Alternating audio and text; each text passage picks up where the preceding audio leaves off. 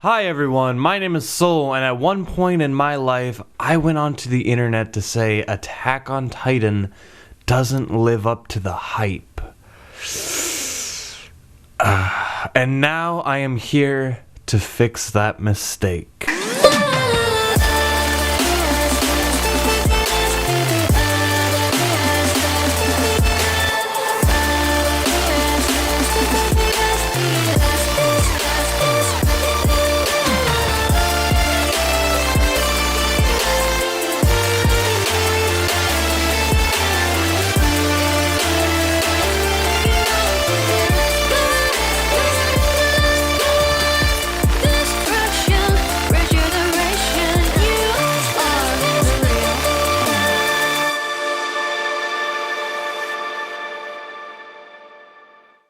So before we begin, I apologize for the sound quality and what weird presentation I have for this video.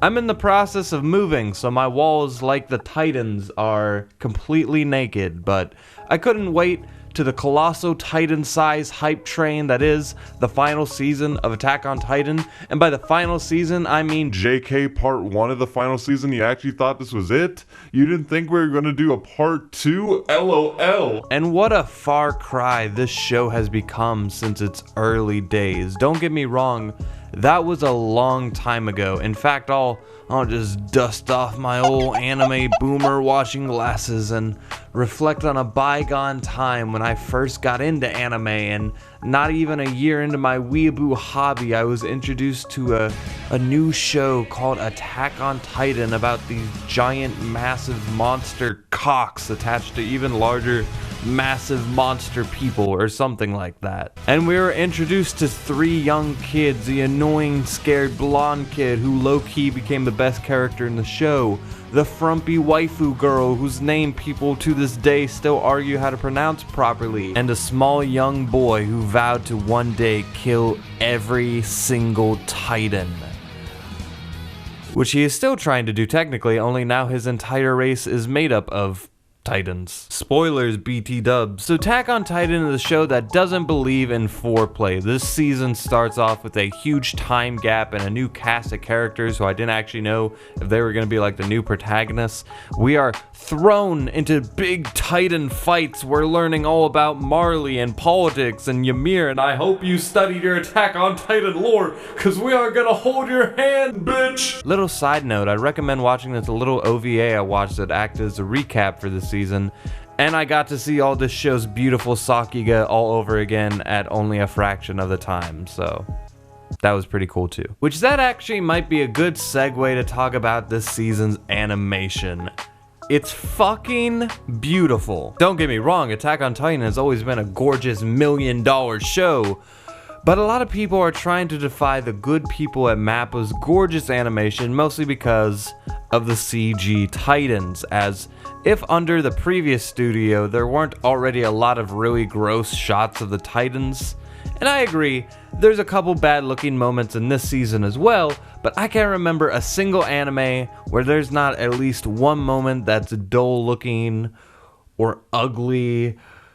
Unless you're talking about Demon Slayer. Oh my god, I love Demon Slayer. When am I gonna make my Demon Slayer video? But for real, this show is as beautiful as ever, and not only that, but the cinematography of Attack on Titan is probably one of its greatest assets. Constantly, characters are being shook to their core, and everywhere the camera goes is perfect. Even when it's being subtle, the camera is always thinking, and when these giant epic clashes, these giant character moments happen, we get all of it, and it's beautiful. And even if you don't like the CG Titans, please go into detail on why around episode 6, 7, all of that shit. Please tell me those are bad episodes. Please. I am gonna strap you people Clockwork Orange style and force you to watch the moment Eren turns into a Titan to the moment Sasha died.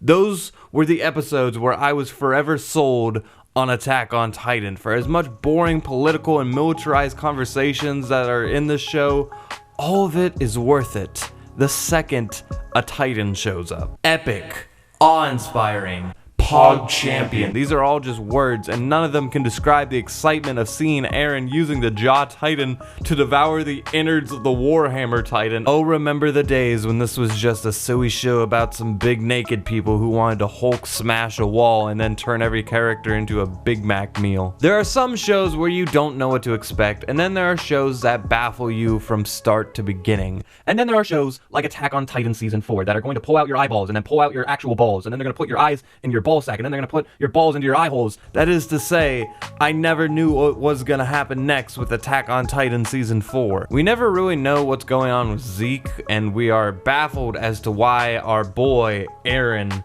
is broken. He's just broken. He's not like crippled. He's not like depressed. No, not any of that basic bitch stuff. This man is broken. There's just a pile of shonen protagonist magic and a sense of duty left in this heap where a young boy named Eren once lived. And we are also introduced to some new characters as well. The two who actually matter though are Falco and my girl Gabi. Gabi has become the easiest target of the internet. People who don't really seem to understand what the show is trying to do. She's also like a reflection of Eren, and everyone who keeps bringing this character up has yet to give me a single good reason as to why they don't like her. If you ever played The Last of Us 2, Gabi is like Abby. Both characters were saddled with killing off, you know, these likable characters we all love. Both of them are standing in the way of the main character's goal, which makes them seem like a bad guy, but I don't see why you would hate Gabi other than, oh no, Sasha made funny haha potato meat jokes. I like Sasha. Oh no, she killed Sasha. I guess I hate her. Everyone she knows is dead and her entire identity is broken, but sure, she yells a lot. Fuck her. Gabi is a crazy interesting character study for me. All the other characters who had these big long arcs to get to where they were at, Gabi is like doing all of that in fast forward. Gabi gang for life. And I could go on. I could talk about that time Armin turned into a colossal titan, or when Zeke fought Levi, and Levi every single season has to just one-up himself on how badass he is. I could talk about the time Falco took brain trauma like a champion, and so many more, but I think I'll just end it on this. Attack on Titan has become one of those cultural moments in the anime community, but because of how long it took us to get there, that moment has changed so much from where it started.